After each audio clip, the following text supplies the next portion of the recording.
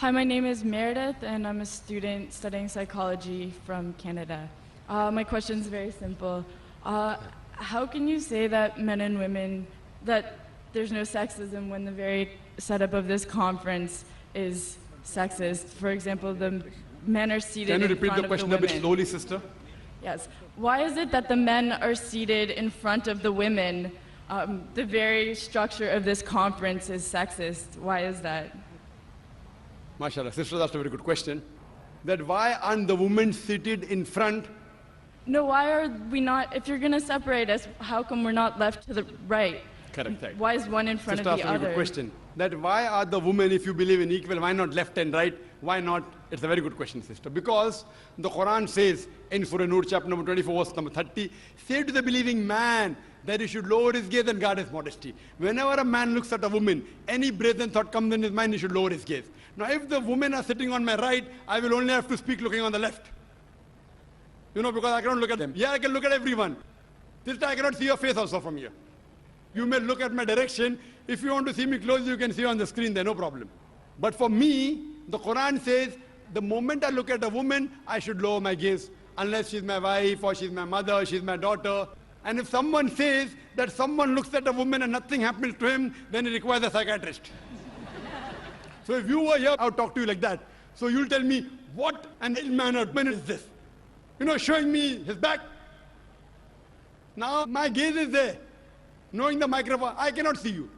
I can just see, okay, just a little bit here and there. So I'm maintaining my hijab. Now when we have lady speakers speaking, only ladies, front row, no problem. So what happens? Because it's a gent speaking, there are occasions, some occasions, then we have to keep a partition, and we can do that. And we have done that. But there's such a vast gathering, so many cameras, it will obstruct. So that's the reason, but in no way are we trying to say that the women are inferior. That's the reason we have got a screen close to you, mashallah, especially for sisters who are sitting a bit more behind, so you can get the view. But in front, it will be difficult for me to speak, for me to maintain my hijab, for me to look, because in public speaking, you know, we are taught we have to look at the audience. If the audience is a woman in front of me, you know, I remember once I had gone to the Gulf country, and I was called for a talk, and a ladies' organization. I always say that at least the front row should be gent, you know. But they didn't do it. So half the talk I gave looking at the ground, and balance half looking at the ceiling. Down, ceiling, up. Believe me, I was in hell. Not because I was in company of ladies. I was in hell because half my lecture I gave looking at the ground, and half my lecture looking at the ceiling. I had to maintain my hijab.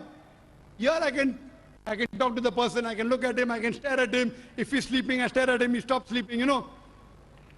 The public speaking. But with the ladies, therefore, it is for maintaining the hijab. So that's the reason, sister, it is not at all in any way trying to belittle them. And the reason we have given you one microphone instead of two, because we feel that the proportion is approximately 1/3, 2/3. That's the reason. But the moment last time when there were more ladies, we gave equal proportion. Hope that answers the question, sister. Thank you. Early to your Peace TV conferences for last so many years. My question is, I'm in a situation of two families, both are Muslim families.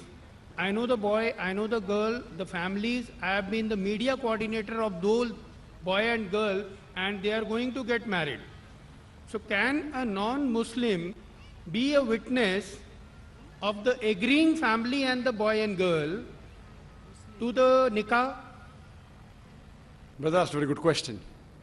That he has two friends, both are Muslims, one from the girl's side, one from the boy's side. He's the mediator, he knows both of them, and he got them together. Can he be a witness to the marriage of? As they are telling me to be the witness. As that time to be the witness. Can you be? You can be, under one condition only. Condition is applied. If you bear witness that there's no God but Allah, and Prophet Muhammad is a messenger, you can even be a witness to the nikah. Thank you. Hope that answers the question. Thank you.